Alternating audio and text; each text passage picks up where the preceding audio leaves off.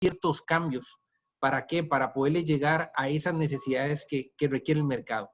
El día de hoy vamos a tratar de tocar varias formas de aplicar empanizados. Entonces vamos a hablar desde procesos industriales, donde producimos nuggets en líneas de producción automáticas, pero también vamos a dar ejemplos de sistemas de cobertura utilizados en un restaurante para piezas de pollo con hueso tipo crispy o tipo crunchy, o un plato de vegetales tempura servido en un restaurante tipo japonés, o hacerlos en la casa.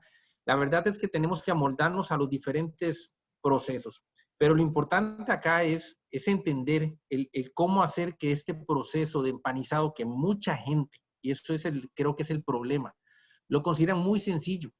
Y sí, en efecto, el empanizar es muy sencillo, pero tiene sus detalles. Y esos detalles tenemos que controlarlos, tenemos que manejarlos, tenemos que saber qué nos hace, qué cambio nos provocan cada uno de estos en el producto terminado que vamos a querer lanzar al mercado. Entonces, el día de hoy vamos a ir viendo etapa por etapa para que ustedes vayan conociendo un poquito más. Y muchos de ustedes ya conocen estos temas, pero yo creo que es bueno recalcarlo y volverlo a recordar en algún momento. Pasamos ahora sí al primer slide.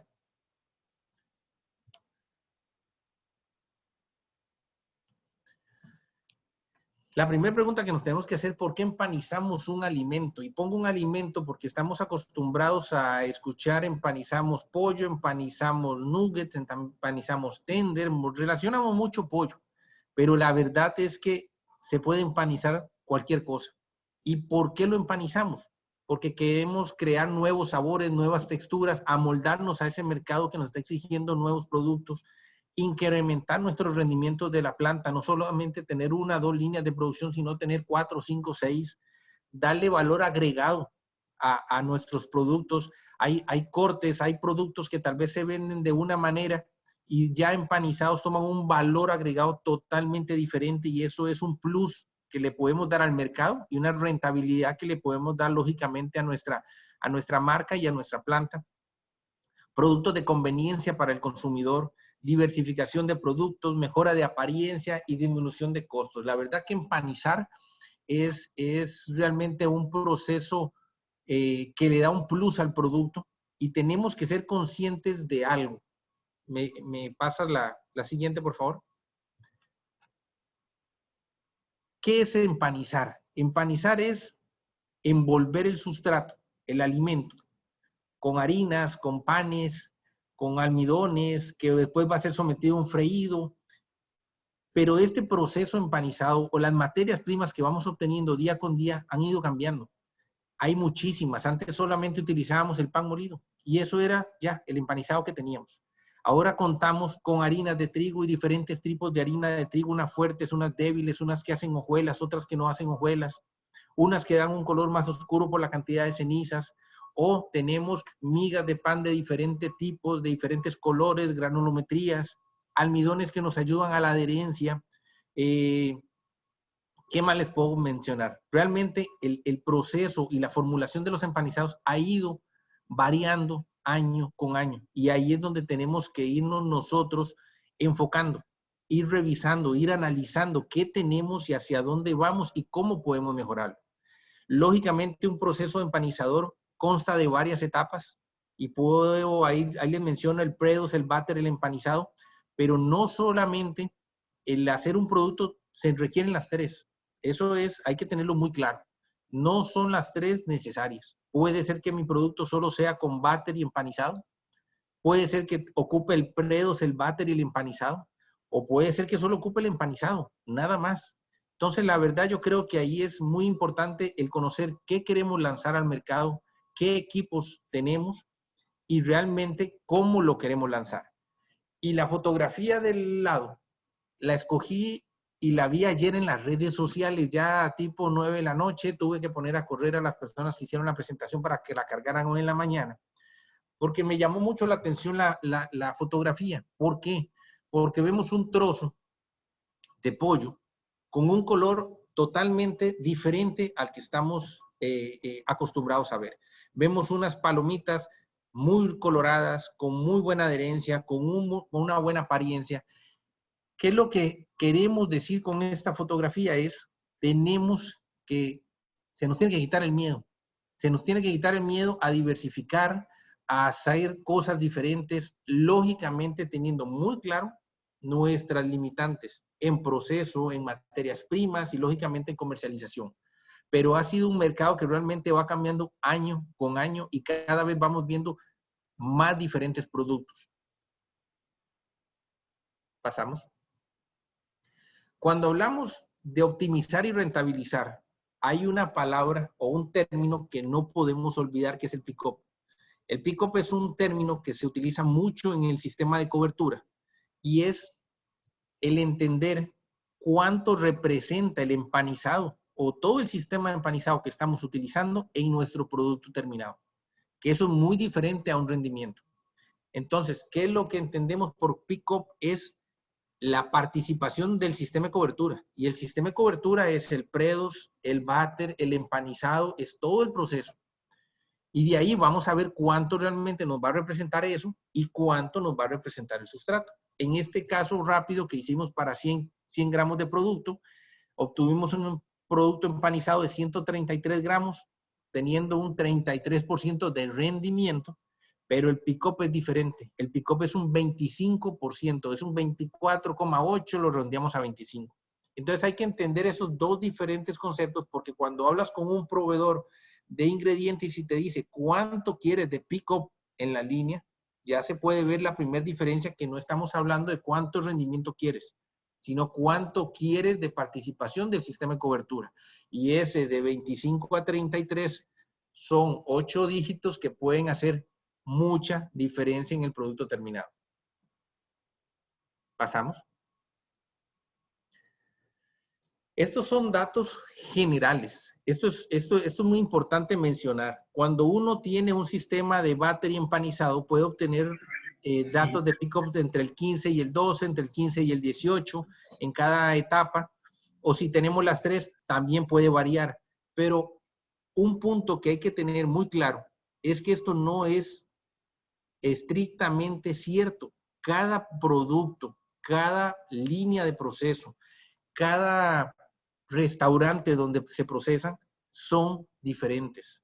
Entonces, no podemos simplemente decir, yo quiero un pick-up del 18 y tal vez no tengo las condiciones para llegar a ese 18. Entonces, eso hay que amoldarlo a nuestro sistema productivo y tener ese vínculo con el proveedor. En este caso, con el proveedor del sistema de cobertura, porque eso es lo más importante y aquí es uno de los puntos que quiero recalcar. Hay que tener muy buena comunicación con ellos porque ellos son los que te van a dar ya productos con soluciones específicas para tus necesidades. Entonces, si tú quieres tanto de pick-up, él te va a dar por esto, esto y esto. Y ese sistema, vamos a ir viendo, cada una de las partes te da un plus, el color, el sabor, la textura, lo que quieran, pero van a ver que van muy de la mano uno con otro. Pasamos. Esto es más representación, el pick-up de la línea. Cuando hablamos, queremos un pick-up del 30% en la línea del sistema de cobertura, ese 30% es acumulado. Eso comienza desde que empezamos a utilizar el predos como primera etapa hasta que el producto vaya entrando, se puede decir, al aceite. Ahí es donde vamos a buscar el pick-up general. Cada área nos va a dar uno y te vamos a tener que tratar de mantener muy controlado cada sección para realmente obtener el número que tenemos que obtener. Lógicamente no va a ser un número exacto, va a ser un margen de más o menos, pero igual, la idea es que el día de hoy veamos por qué es que tenemos que mantener constante estos procesos. Esto lo conocen la mayoría de ustedes y con más condiciones, pero este es un diagrama de flujo normal y tradicional de un producto empanizado, ya sea, como se los dije, en una planta de proceso industrial donde te hace toneladas de producto diarias, o un simple restaurante donde te hace una cantidad todo manual para el consumo diario. Pero este proceso es similar.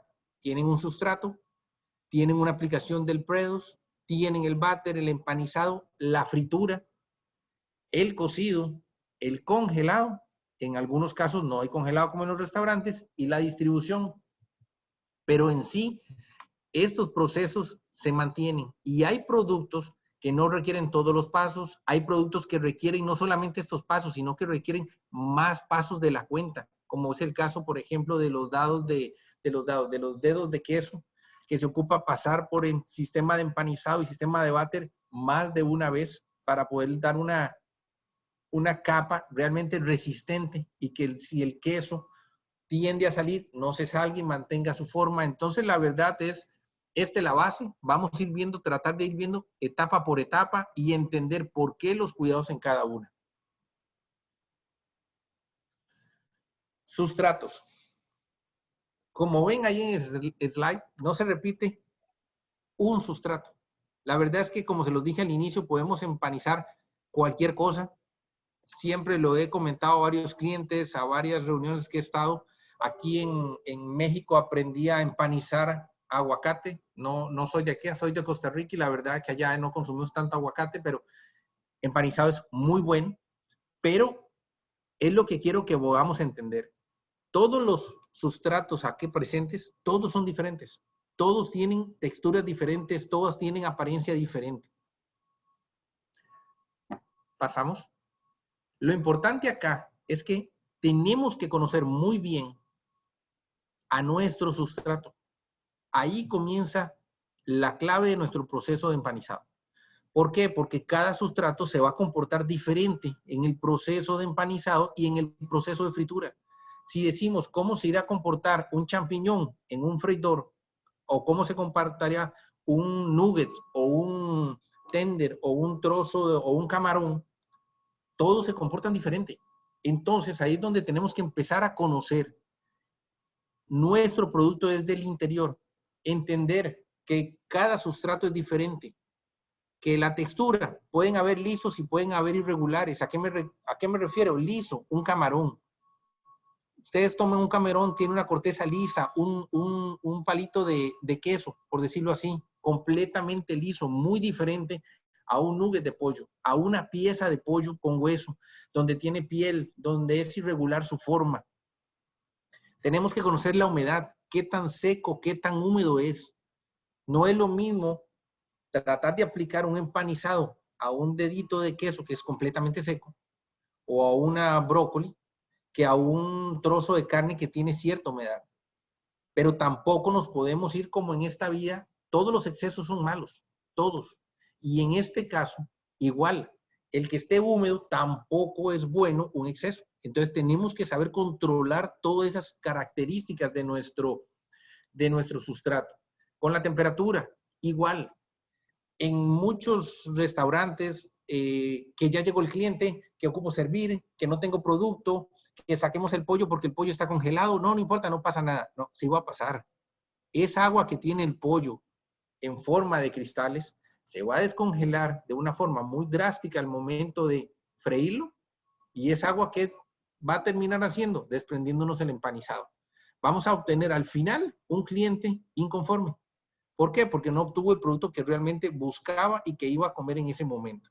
Entonces la temperatura es clave. Tenemos que saber si lo podemos manejar congelado o no. En la mayoría de veces nunca un producto congelado. Siempre va a estar temperado o refrigerado.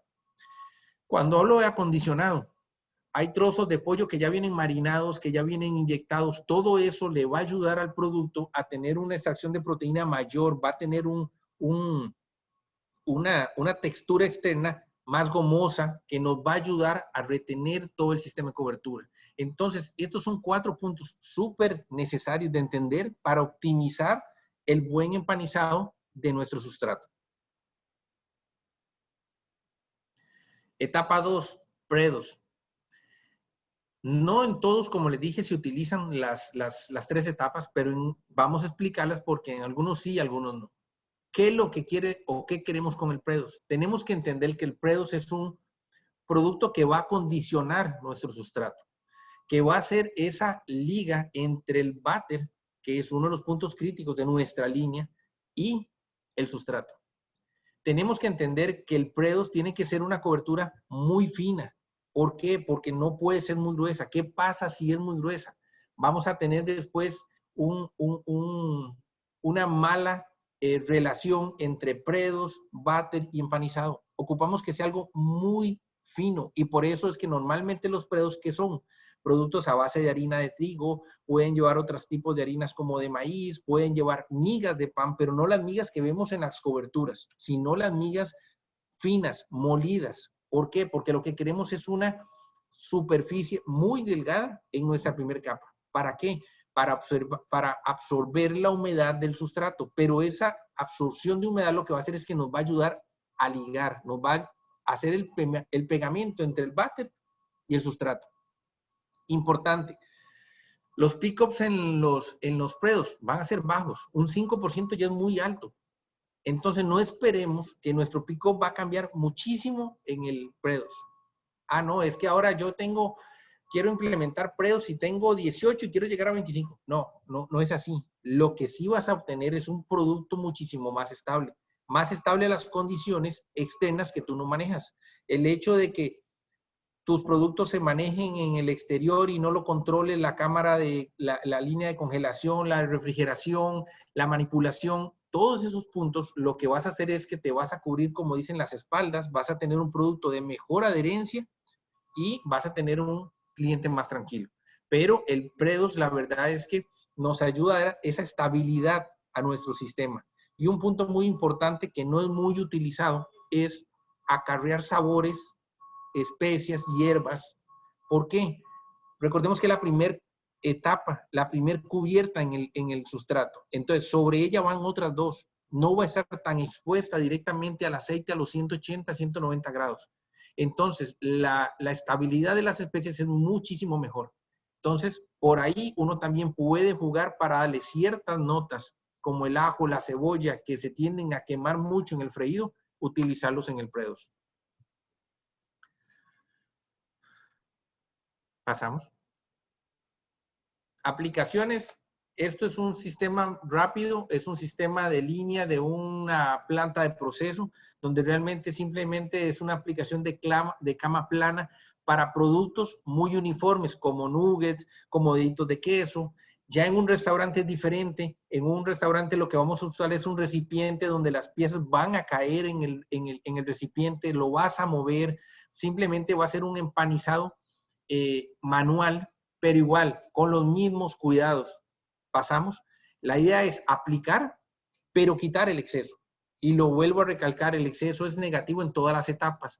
Un exceso de Predos nos hace capas más gruesas de polvo. Y recordemos, solo la primera capa que está en contacto con el sustrato se adhiere. Lo demás se va a caer. Entonces el problema es que si se cae todo lo que lleva arriba. El váter se lleva el empanizado y vamos a tener productos de mala apariencia. Entonces siempre tenemos que eliminar el exceso de Predos. Etapa 3, váter. Ya pasamos 2 etapas. Una, el sustrato, lo tenemos bien acondicionado, lo conocemos, tenemos sus temperaturas adecuadas, aplicamos un Predos donde buscamos una capa lo más fina posible, lo mejor cubierta, y ahora sí viene a entrar la parte 3, váter. El váter es la parte húmeda de nuestro proceso, pero esa parte húmeda de nuestro proceso es de suma importancia. Él va a ser, y vamos a usar el término goma, si lo quieren llamar así, la goma de nuestro empanizador, de nuestra cara, de nuestra presentación final. Entonces, la verdad, ocupamos que este váter tenga la mejor aplicación posible. Estas dos son dos tipos de aplicación en línea. Puede ser sumergido, donde el producto se sumerge en el váter y vuelve a salir, y por cortina, donde simplemente el producto pasa, y por cortina lo que hace es que bañamos a pieza por pieza. Pero lo importante acá de los aplicadores es, igual que el Predos, tenemos por obligación que quitar el exceso.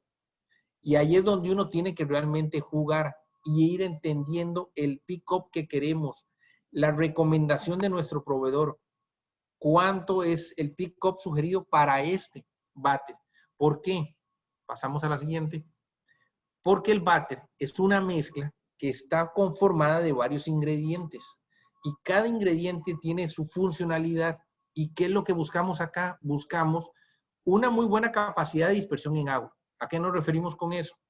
que nuestro váter llegue, lo podamos dispersar en agua y no se nos formen grumos, no se nos forme espuma.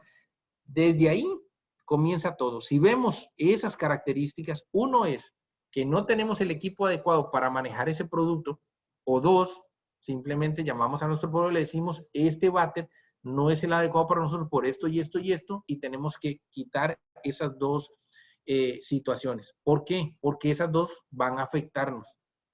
¿Qué ocupamos? Que sea un producto noble, que sea fácil de dispersar en agua, que mantenga esa homogeneidad en el agua. ¿Y a qué nos referimos con homogeneidad? Cuando dispersamos un váter en agua, unos ingredientes se solubilizan, las sales, todo eso se soluble en agua. Pero la harina, los almidones, las gomas, eso no. Eso lo que hacemos es una dispersión en el sistema. Buscamos también que la viscosidad del váter sea la que nos mantenga suspendidos de forma global y constante cada uno de estos ingredientes. Entonces, necesitamos que eso se dé, pero ocupamos que nuestra temperatura de aplicación no esté variando, y allí es complicado, porque uno dice, bueno, preparo el váter ahorita a las 8 de la mañana, a las 8 de la mañana tengo un váter de entre 5 y 10 grados o 8 grados, me trabaja muy bien, pero ¿qué pasa a las 11 de la mañana en un restaurante donde ya tengo 3 horas de haber preparado ese váter? ¿Qué es lo que pasa? La temperatura de aplicación varía la viscosidad. Si la temperatura aumenta, la viscosidad disminuye. Y si disminuye, ¿qué vamos a tener? Vamos a tener una cantidad de váter menor en el producto. Vamos a tener un pick-up más bajo en esa etapa. Va tal vez a tener una deficiencia a la hora de adherir el empanizador. Entonces tenemos que tratar en la mayoría de los casos de mantener controlada la temperatura. En un proceso tratamos de mantener líneas con cierta temperatura, con chaquetas de frío. En ciertas ocasiones producimos el váter muy seguidamente, no hacer una tanda muy grande y usarla toda la mañana, sino estar haciendo hora con hora. He estado en plantas donde hay cadenas de restaurantes que te piden cierta temperatura, que te piden cierto tiempo para gastar el váter, porque si no, ellos saben muy bien que ese váter te va a cambiar las características. Entonces tenemos que tratar de tener muy bien y muy claro cuál es nuestra capacidad de la línea, cuánto producto va a estar pasando, cada cuánto hay que estarlo recargando el sistema. ¿Para qué? Para tratar de mantener esa viscosidad y esa temperatura en los rangos que tenemos. Aireación, lo mismo. La aireación, lo que no queremos es que estar incorporando aire, que eso nos va a afectar tanto la viscosidad como la adherencia. Y aquí un punto muy importante es conocer qué tipo de váter estamos utilizando. Hay váter de adhesión y hay váter de cohesión. Y son dos cosas diferentes. En algunos casos, tú usas un váter y nos sirve para todo y se quedó, como dicen, el váter de caballito de batalla que nos sirve para todos los productos. Pero eso es un caso específico. Puede ser que ese váter no se comporte bien para otros productos. Aquí lo importante, y lo vuelvo a recalcar, es estar en contacto con los proveedores, conocer qué producto queremos, qué cambio vamos a hacer, porque pueden ser que cambios en la línea también debamos de considerar a la hora de aplicar el váter. Lo que les comentaba de los ingredientes. Los ingredientes son muchos, pero vamos a dejar solo estos tres como para hacerlo, por ejemplo. Harina, harina de trigo, de maíz y leudantes. Cada uno hace un efecto diferente. La harina de trigo nos da una mayor viscosidad. La harina de maíz nos da menos viscosidad, pero nos ayuda al sabor, nos ayuda a la crocancia del producto. Y los leudantes nos afectan directamente en la producción de gas en el proceso. Entonces, todos van de la mano. En el momento que elaboramos un váter y lo dejamos ahí una hora porque tuvimos un paro de línea, se sube la temperatura, baja la viscosidad, se empiezan a acelerar las reacciones de los leudantes, entonces todo el gas que queríamos que se quedara atrapado en el sistema se está yendo al medio ambiente, como decimos, y todas las características del váter las estamos perdiendo. Entonces, ahí es donde tenemos que controlar. Desafortunadamente, en procesos más chicos como de restaurantes o donde los procesos son más manuales, hay que tratar de ir haciendo váter muy al momento, elaborar, guardar en refrigeración no es lo más adecuado, pero también tenemos otra limitante, costos. No podemos estar cada 30, 40 minutos estar botando váter. No, hay que tratar de mantener las mejores condiciones, guardarlo en refrigeración, mantener su temperatura baja y estar produciendo váter lo más continuamente posible. Esto es más visual para que les quede más clara la idea. El váter de harina de trigo se comporta con capas más estrechas, menos poroso. El harina de maíz por sí ya tiene su porosidad y cuando agregamos leudantes todavía la porosidad aumenta más. ¿Y esto qué nos va a cambiar? Nos cambia montones la textura del váter, nos cambia montones la textura de nuestro producto terminado y esos son puntos muy necesarios de conocer hacia dónde vamos y qué es lo que queremos y el pick-up del producto.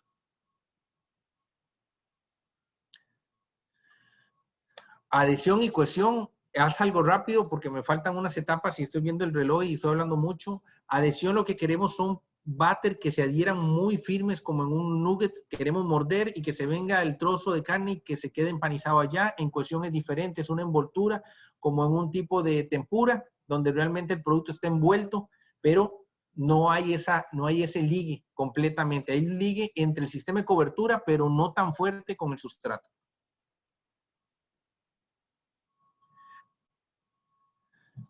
Esto es un resumen, pásame una más, por favor.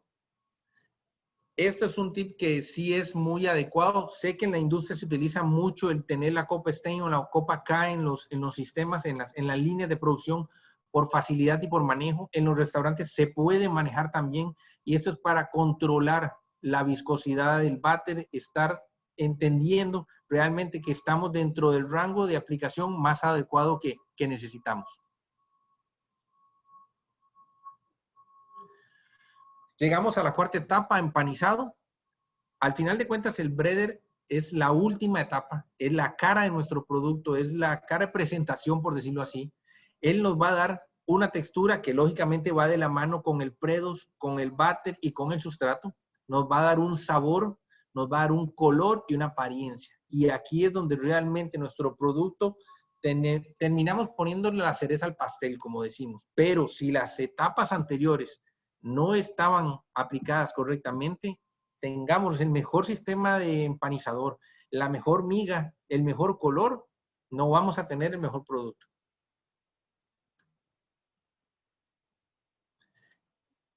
¿Qué es muy importante acá? Conocer las diferentes migas que hay. Tenemos diferentes migas en los mercados. Hay Cracker Mill, hay americanas, hay japonesas, hay a base de harina, hay a base de extruido. Entonces tenemos que entender cada una de estas. ¿Para qué? Para escoger nuestro mejor producto para el producto terminado que queremos lanzar. ¿Por qué? Porque cada una de estas tiene un comportamiento diferente en cuanto a granulometría, en cuanto a color, en cuanto a oscurecimiento. La absorción del aceite de cada uno es diferente. La porosidad, el crispy, el crunch. Podemos jugar con mezclas. Podemos tomar en cuenta los procesos de cocción, de cocimiento. No es lo mismo el proceso de cocimiento de piezas de pollo con hueso de un restaurante que es entre 14 y 15 minutos a un nugget que estamos hablando a lo más pongámosle 2 minutos y medio. La diferencia entre esos dos es muy grande. ¿Qué es lo que pasa? Que si utilizamos migas en los productos que van a estar 14, 15 minutos, lo más seguro ese pan se nos vaya a quemar, se nos vaya a pasar de la textura que andamos buscando. ¿Por qué? Porque recordemos que el pan ya pasó por un proceso de horneado. En cambio, la harina es completamente cruda. Todos estos pequeños detalles los tenemos que conocer muy bien. Tenemos que conocer no solamente eso, sino también el cómo lo va a reconstituir nuestro cliente. Y dependiendo de cómo lo va a reconstituir nuestro cliente, ahí tomar también decisiones de cuál miga es la más adecuada. Igual, tenemos que tomar en cuenta nuestro equipo disponible, pero recordemos que también tenemos que tener en cuenta las características o las circunstancias externas que no podemos manejar. Pasamos. Cracker Mill, muy rápido, son hojuelas de harina, parecen galletas, son muy densas, muy duras, no dan crispy, pero es muy noble el producto. El producto se quema poco, la verdad es esa. da un aspecto como de hojuela aplanada, y uno lo que puede hacer es jugar con ella y otros tipos de empanizador para darle una mejor adherencia o un mejor crunch al producto.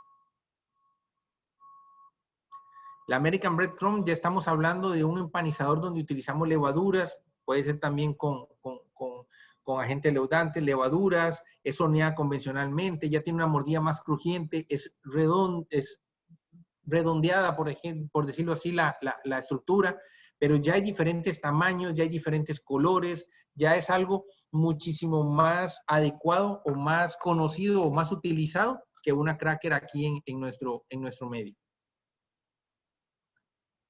La otra es la amiga japonesa, que es una amiga más utilizada en la parte de food service, de restaurantes, donde el producto es todavía más delicatessen, más delicado, donde realmente se prepara en un instante y se consume, no tanto para productos de producción, como dicen, a nivel industrial, donde después ya lleva una distribución, una manipulación. Ahí se utiliza un poquito menos la japonesa, pero es como dicen el top de las migas. Mezcla de bases de harinas y mixtos, era lo que estábamos hablando. Hay que conocer muy bien qué necesitamos y qué es el producto que vamos a producir finalmente. Importante, cuando utilizamos este tipo de empanizador base harina, aquí es donde empieza a jugar. Necesitamos todas las etapas, necesitamos el pre-dos, el batter o solamente batter y empanizado. Ahí es donde empieza el juego de pruebas y evaluaciones, porque en este tipo de producto, por su granulatría, por su naturaleza, en muchas ocasiones él es utilizado solamente con batter. A pesar de lo que les comenté del pre-dos, nos ayuda a dar una garantía todavía de mejor adherencia a nuestro sistema de cobertura.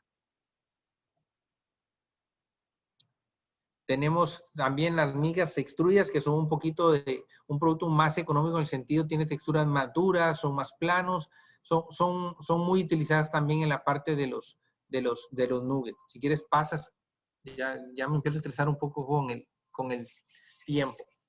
Importante, ¿qué tipo de aplicador vamos a utilizar? Eso es muy importante. ¿Por qué? Porque no todas las piezas se aplican iguales. Cuando tenemos piezas planas o piezas muy uniformes de tamaño, esas pueden ir a un sistema de cama como el que vimos en el pre-dos, donde simplemente pasa por una cortina empanizado y el producto ni se mueve en la línea.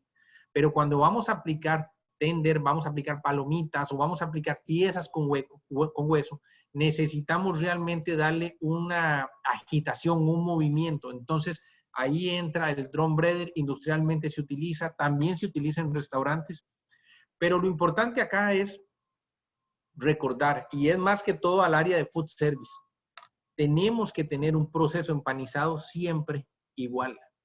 En ocasiones la gente me dice, pero ¿cómo va a ser igual si es manual?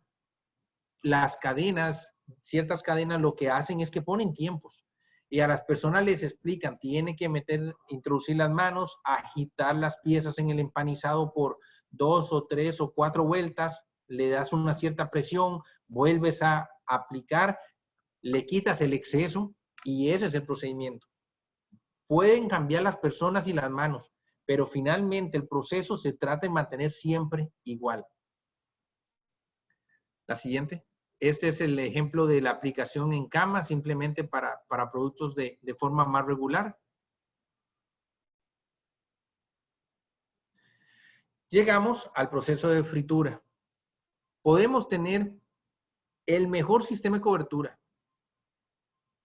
las mejores aplicaciones, la mejor sustrato, pero si no contamos con los cuidados en el aceite, todo lo de atrás se puede caer. Un aceite, tenemos que controlar su temperatura, su tiempo, que siempre sean constante, que siempre sea el mismo. Tenemos que controlar la calidad de ese aceite, la vida útil de ese aceite. Un punto muy importante, producto que queda mal empanizado. ¿Dónde va a quedar ese empanizador? Ese empanizador no queda en las líneas ni en las bandas. Una parte queda dentro del freidor. Y eso va ocasionando oxidación, va ocasionando deterioro de nuestro aceite, se va quemando el producto. Entonces, todas las etapas llegan a repercutir acá. Tenemos que tener muy claro que este punto es clave Y hay que tener un punto importante. Muchas veces uno entra a plantas y entra a la parte del freidor y te huele bien, te huele a especies, a algo rico en el aceite. Bueno, pues deberíamos ir pensando si queremos que huela a eso o no. ¿Por qué? Porque eso significa que muchos aromas de los que queremos que estén en el empanizado se están saliendo. Se están saliendo al aceite y en el aceite lo que está haciendo es que lo genera el ambiente. Más bien lo que desearíamos es que el sabor y los aromas se queden dentro de nuestro sistema de cobertura. Y como ven acá, tenemos diferentes tipos de procesos. Puede ser un prefrito, que son nada más 20, 45 segundos, algo muy rápido a 180, 190 grados. Pero ¿qué pasa cuando tenemos un producto frito completo, una pieza de pollo? Y sigo mencionando la pieza de pollo porque es el más drástico de todos, 14, 15 minutos a 180 grados. Tiene que soportar mucho. Entonces uno tiene que conocer muy bien qué ingredientes puede adicionar al empanizador para que soporte ese proceso. Y la verdad, este punto de etapa 4 hay que tenerlo muy controlado, tratar de trabajar muy bien con el personal, que ellos entiendan la subida y la bajada de temperaturas, el subir la temperatura, no, voy a subirlo y sale mejor. No, no es que sale mejor, va a salir más oscuro. ¿Qué pasa si la temperatura se baja? Va a salir con más aceite nuestro producto finalmente. Va a haber una absorción mayor. Entonces, todos estos son condiciones que debemos de tratar de mantener fijas, sin moverlas. ¿Me pasas? Esto en optimización de producto en el proceso freído, tenemos que entenderlo, siempre va a pasar, siempre va a entrar aceite, siempre va a salir agua. El agua va a acarrear sabores, va a acarrear aromas, va a acarrear carbohidratos que tiene el sustrato, va a acarrear muchas cosas. Entonces tenemos que comprender que ahí en ese proceso se está dando eso y tenemos que de alguna manera tratar de cubrirlo en mayor todo el proteger el sustrato. ¿Con qué? Con un sistema de cobertura muy bien aplicado.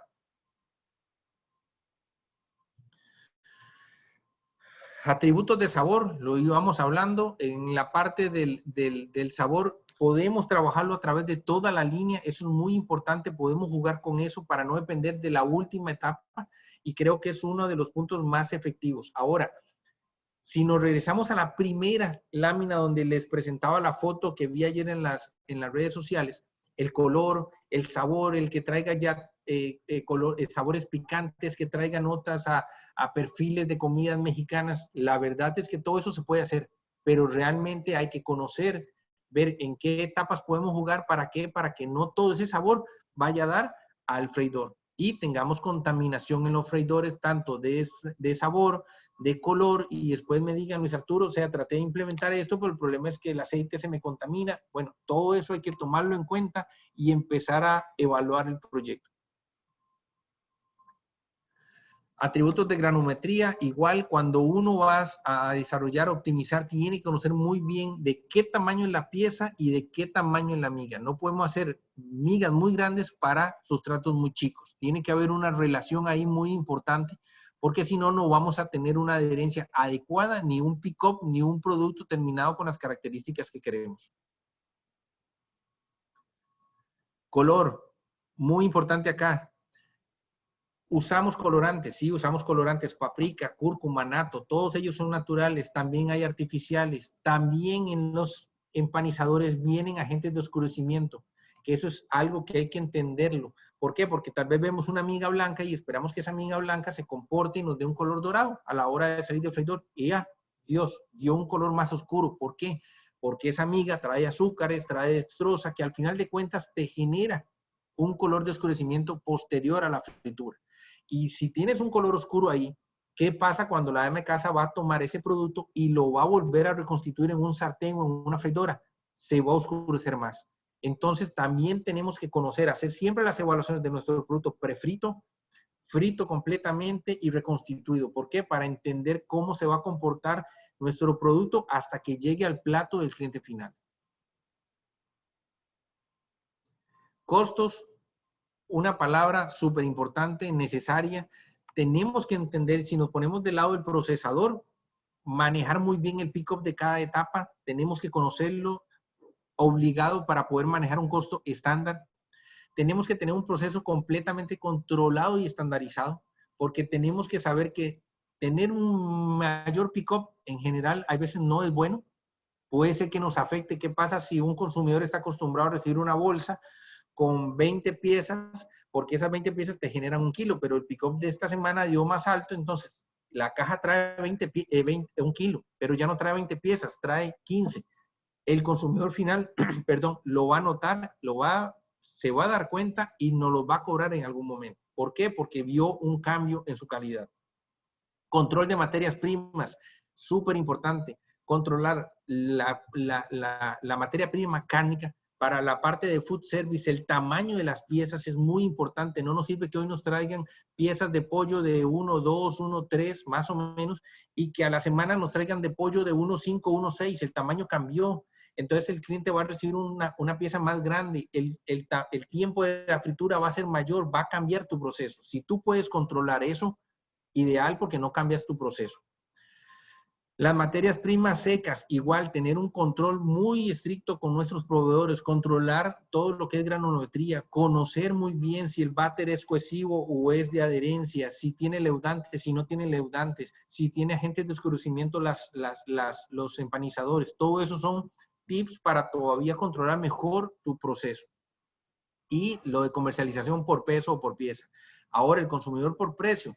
Claridad, ¿cuál segmento del mercado queremos llegar? O sea, aquí hay un segmento de mercado que te paga precios muy elevados, pero también hay otro que te paga precios más económicos, y ahí es donde tenemos que jugar, donde los sustratos, el área cárnica o el producto que vamos a empanizar es el que aporta el mayor costo. Entonces, realmente, tener claro eso. En muchas ocasiones el empanizado te aporta un costo, pero no es el más importante. Las condiciones de venta son condiciones que no manejamos nosotros, pero también tenemos que conocerlas, y la vida en aquel del producto.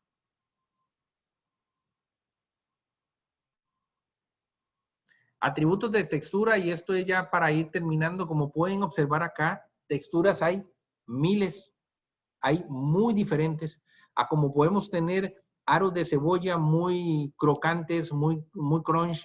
Podemos tener vegetales tempura, donde realmente no se busca tanto el crunch, se busca una suavidad, una jugosidad del vegetal, o un pollo crispy, frito con hueso, donde realmente uno quiere esa sensación. Volviendo al primer slide, si volvemos a lo que quiere el consumidor, yo uso la palabra vamos a pecar, vamos a darnos un pecadito, un gusto con los productos empanizados. En ese momento que nos los vamos a dar, vamos a querer que ese mordisco, ese sonido, ese crunch, esa sensación que nos da, se nos quede ahí, se nos quede en el recuerdo, porque la verdad eso es lo que busca el empanizador.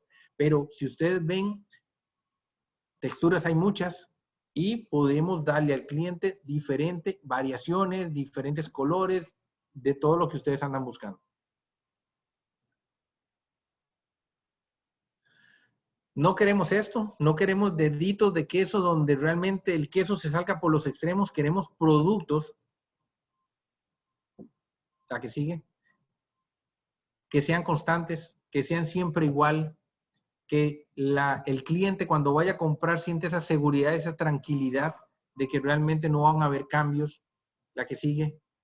Si vamos a empanizar camarones, que mantengan su forma, que se vea el camarón muy apetitoso, muy llamativo. O sea, esto es lo que andamos buscando. Buscamos condiciones, y aquí ya para ir terminando es, las condiciones de proceso son muy necesarias en un empanizador.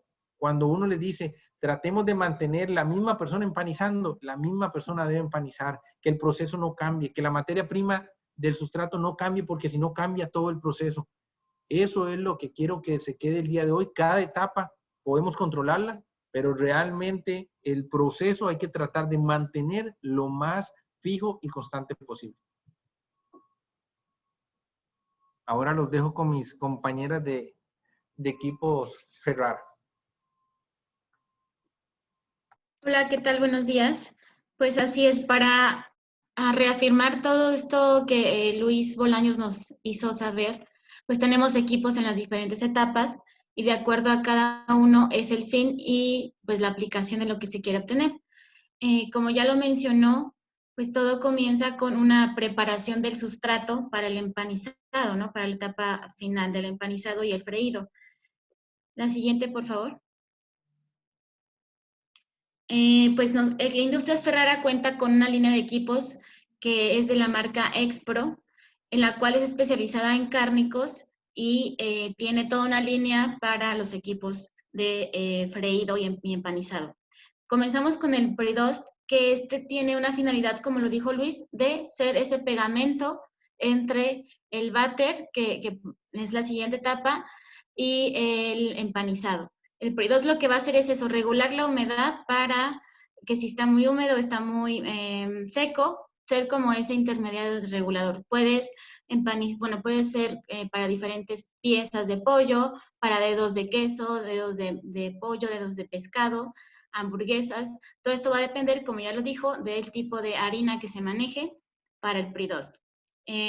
Puede recubrir con diferentes harinas y tiene un sistema para eliminar el exceso, un sistema de aireado y recirculación de esta harina. Con esto pues facilita y obviamente economiza y ahorra lo que es el gasto de la harina. Un exceso dijimos que se va a ver reflejado, aparte pues en el gasto pues económico, en un resultado no deseado al final del empanizado, ¿verdad?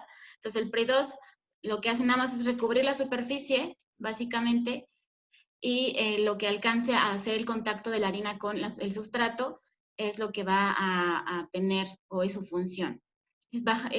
Básicamente es por medio de bandas, se maneja por el ancho de bandas la capacidad. La más pequeña que tenemos es de 200 milímetros y de acuerdo a ello, dependiendo de la pieza, pues se hace el cálculo de qué rendimiento tendría, si son diferentes las piezas de pollo o un nugget o un aro de cebolla o los champiñones, es diferente para cada uno. La siguiente, por favor. Y bueno, para preparar el váter, como bien lo mencionó, el váter es muy importante que tenga una temperatura, por lo cual este mezclador de váter es como una chaqueta, tiene una chaqueta por fuera para que se pueda colocar hielo y por medio de un termómetro de inmersión poder regular lo que es o monitorear más bien la temperatura que tenga nuestra mezcla de váter. La mezcla de váter, como dijeron, es un conjunto de diferentes ingredientes. Dependiendo del sustrato, va a ser esta sugerencia que se le va a hacer para que tenga un mejor resultado. Pues esta chaqueta, tenemos también diferentes capacidades del mezclador, es dependiendo de la producción que tengan. Este tiene un volumen de 200 litros y pues básicamente tenemos otros sistemas en los cuales se pueden conectar a una bomba para que se conecte directamente con el aplicador del váter. Es decir, que no se airea tanto, como lo mencionó también Luis, y que obviamente sea muy limpio el proceso. El aplicador del váter, la siguiente, por favor. Pues lo que va a hacer es, por medio de una cortina o una cascada, va a dejar caer la cantidad de esta mezcla ya de una mezcla espesa, que se hizo de la mezcla de harina con agua y lo va a recubrir. El objetivo es recubrir completamente pues la pieza de carne que se esté manejando, o ya sea, y bueno, también tiene el sistema de soplador para retirar el exceso, porque también si tiene un exceso de váter, se va a ver un resultado no deseado, dijimos, en el freído y en la siguiente etapa.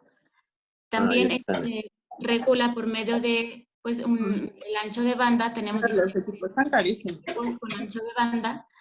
Y el siguiente es un aplicador de tempura. El tempura, como lo mencionó Luis, es mucho más espeso que las otras mezclas de váter que pudieran tener. Es por eso que la aplicación del tempura es diferente, o el principio de este equipo es diferente.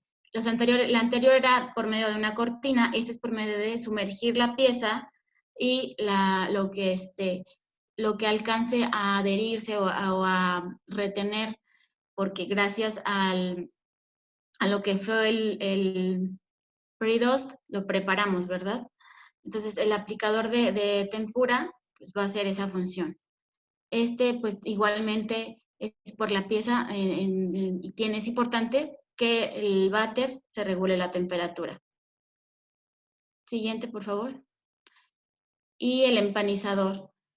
En esta etapa, pues es una etapa crucial, ya que se va a ver también el resultado de las otras etapas que se hayan hecho correctamente. El equipo, pues está diseñado para recubrir diferentes tipos de carnes, ya sea hamburguesas, nuggets, pollo, diferentes tipos de harinas. O sea, aquí la granulometría no hay problema para este equipo, se puede adecuar a diferentes tipos de granos. Y la velocidad también es regulada para que el empanizado sea homogéneo, y dependiendo del tamaño de la pieza, pues obviamente va a requerir que sea un empanizado, pues a lo mejor uno que tenga más tiempo a una pieza pequeña, ¿no? Va a depender del tamaño de la pieza y de la forma, porque puede ser que sea una forma regular, una forma plana, o tiene una forma como una palomita, una forma, un bowl, una bolita, ¿no?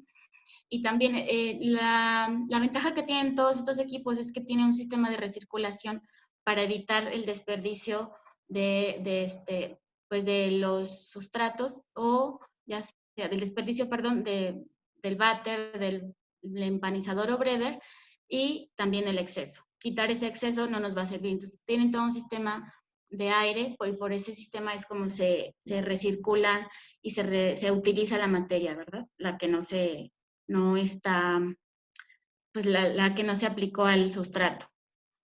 Siguiente, por favor. Y es el empanizador de panko. El panko pues es especial para una mezcla de harina, una harina especial para productos asiáticos. Pues precisamente por esto, como se comporta diferente, pues hay un equipo especial para la aplicación de este breader, el cual pues también, como es una harina muy fina, pues es diferente y cuenta también con un equipo de recirculación y sistema de espolvoreado para que también sea homogéneo y recubra toda la pieza. Igualmente contamos con diferentes equipos y con diferentes anchos de banda, ya dependiendo de lo que tenemos, es decir, qué tengo y qué tipo de sustrato y qué quiero obtener, es como se va a sugerir el uso de un equipo u otro. La siguiente, por favor. Y finalmente llegamos a la freidora. La freidora es lo que va a dar como a revelar si todas las demás etapas se hicieron correctamente y con los ingredientes adecuados. Nosotros tenemos, o Expro cuenta con una línea de freído, que es un sistema pues patentado.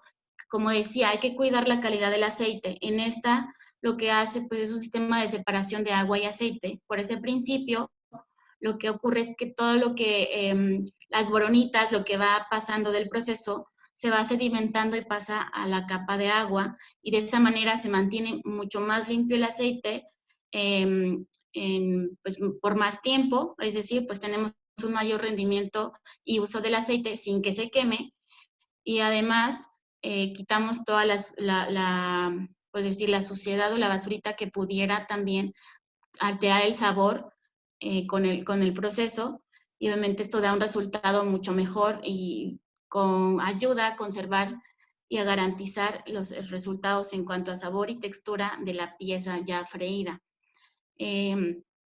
Totalmente también es por diferentes anchos de banda, y obviamente se pueden controlar y regular los tiempos en que la pieza va a pasar por la freidora. Siguiente, por favor.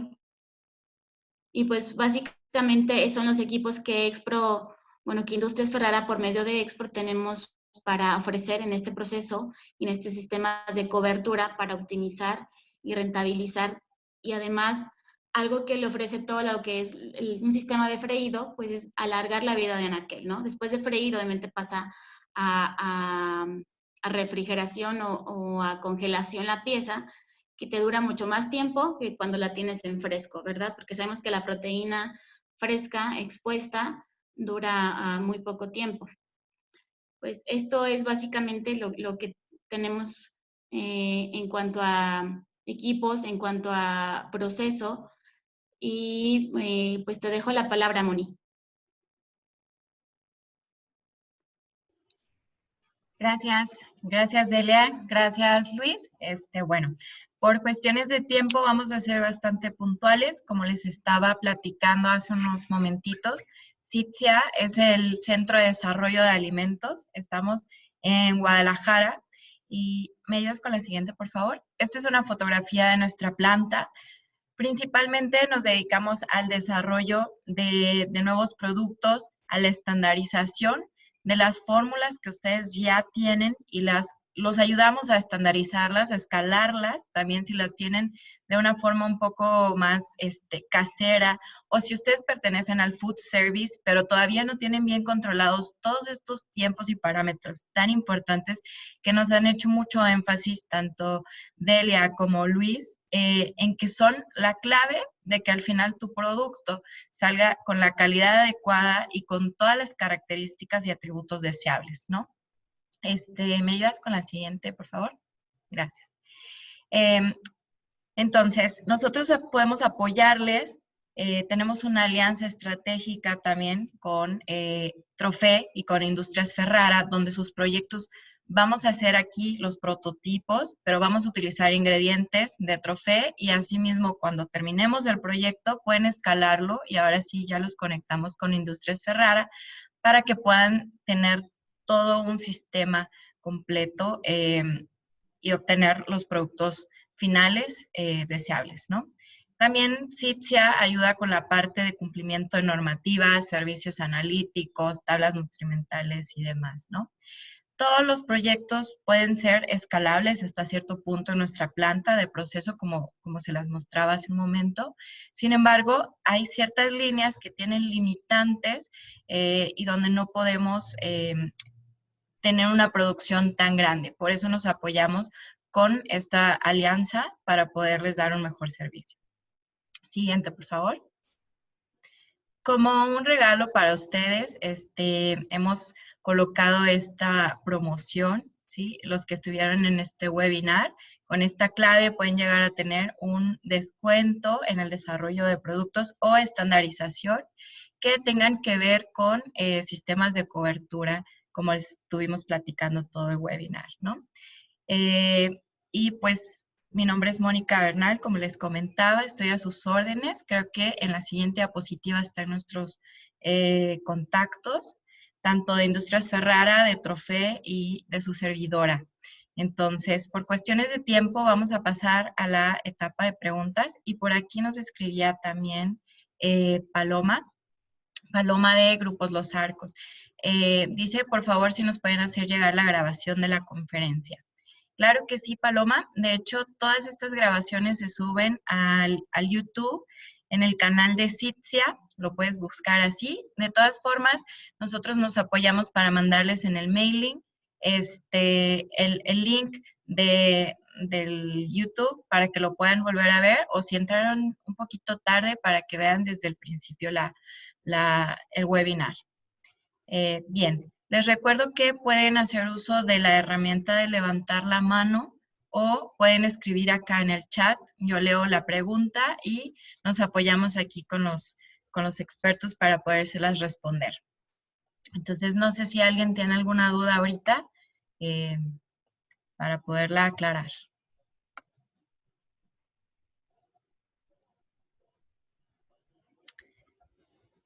Ok, tenemos aquí a Alexia Guerrero. Voy a habilitar tu micrófono para que puedas hacer tu pregunta. Adelante, Alexia.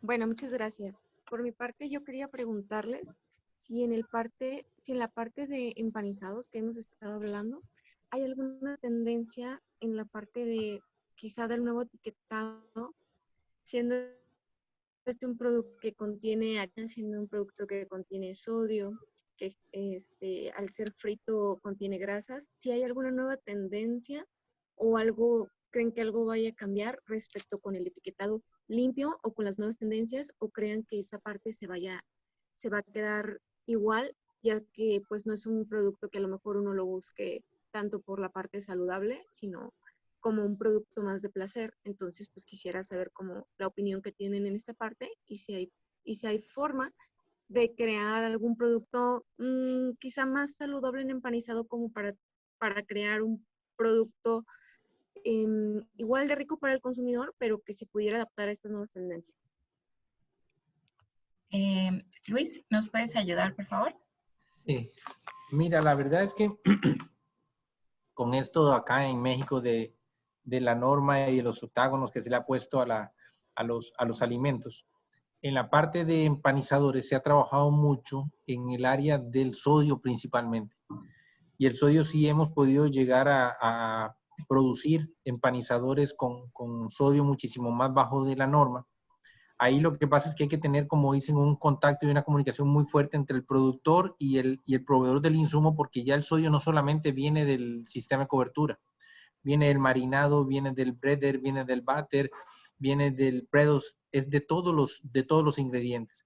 Pero como tú lo dices, esa área es donde se ha trabajado más, se ha llegado, dependiendo del sustrato, a poderle llegar a los niveles de sodio muchísimo más bajos, como por ejemplo cuando uno trabaja trozos que sean 100% pechuga, ya se maneja muchísimo más fácil, o cuando son vegetales. El problema es cuando ya es un proceso un poquito más industrial donde tienes que incorporar otros aditivos y que incluyen sodio también. Pero ese es el camino que se ha tomado principalmente el sodio. En la parte de lo saludable en las grasas sí es complicado. Sí hemos visto, por ejemplo, que cada vez va tomando más auge la freidora de aire en las casas. Lo que pasa es que es algo muy nuevo. Yo creo que menos del 10%, menos del 1% de los hogares tiene eso. O sea, la verdad es que es muy, muy bajo el consumo. Pero se está tratando de buscar que la preparación final nos aporte o nos ayude a darle un poquito más de saludable al producto. ¿Por qué? Porque el proceso en sí de un empanizador requiere el pasar por la freidora, requiere pasar por el aceite. Entonces se trabajan en pruebas de que la absorción del aceite sea lo mínimo posible durante su cocimiento, y sí se le ha rebajado, pero en sí la gente siempre espera ese sabor. No es solamente el freído, no te da color, no te da textura, te da todo, y entre esos está el sabor. Entonces la verdad es que yo sí creo difícil que se vaya a poder cumplir por lo menos la norma de la parte de energía, de calorías, por el hecho de utilizar también a base de harina. Si no es trigo, digamos otro tipo de harina, pero sigue siendo un carbohidrato. Entonces la verdad es que es difícil, pero sí se ha trabajado mucho en sodio principalmente. Bueno, pues te agradezco mucho tu respuesta. Para complementar también, creo que una parte de la pregunta también se enfocaba a algunos atributos o los claims, ¿no? Yo creo que también, como mencionaba Luis, se está trabajando con harinas alternativas, ¿no? Ya no es solamente trabajar con trigo o maíz. Y creo que el atributo de gluten free, que también lo están buscando muchísimo, que es un claim que está vendiendo bastante, totalmente se puede llegar, ¿no? Entonces, nada más como para complementar tu pregunta. Ok, les agradezco mucho. Muy bien. Vamos a ver. Nos preguntaba aquí también Ana, Industrias Ferrara tiene equipos para procesar en plantas y también en cadenas de restaurantes, ¿verdad? ¿Nos ayudas, Delia, por favor? Sí, así es, Ana. Gracias por tu pregunta. Sí, obviamente, dependiendo la capacidad, hay cadenas de restaurantes que pueden igualarse los equipos, no sé, con un equipo tiene 3 locales, ¿no? O sea, es suficiente, tiene su producción en un sitio y ayuda para la distribución de los diferentes restaurantes. Y tiene equipos tanto, esa es la ventaja que tiene Expro, ¿no? Tiene equipos que se adaptan a la industria restaurantera, que no son tanto como que ya rebasaron esos límites de ya algo casero o algo manual, que ya exige un equipo con cierta producción, y tanto equipos ya para plantas, ya para que tienen mayor demanda o procesos más automatizados. Perfecto. Muchas gracias, Delia, por la aclaración también, porque muchas veces cuando vemos en las imágenes tal vez equipos tan grandotes pensamos que quizás no podemos tener acceso a ellos, ¿verdad? Pero finalmente Industrias Ferrara y Expro te hacen una propuesta acorde a tus necesidades y al tamaño de la producción que requieres, ¿no? Yes. Muy bien. No sé si existan más preguntas. Si no, vamos a finalizar el webinar hasta aquí. Una última pregunta.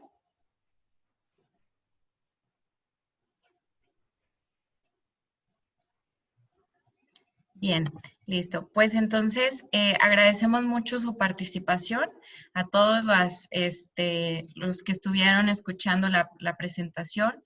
Muchas gracias también, Luis, por la valiosa información que nos colocaste. Delia, gracias también por tu aporte. Y pues nada, muchísimas gracias. Me dio mucho gusto ver a varias personitas ahí conectadas y conocidas. Alberto, muchas gracias por tus felicitaciones. Y como les repito, pueden ver el webinar completo también en el canal de YouTube de CITSIA.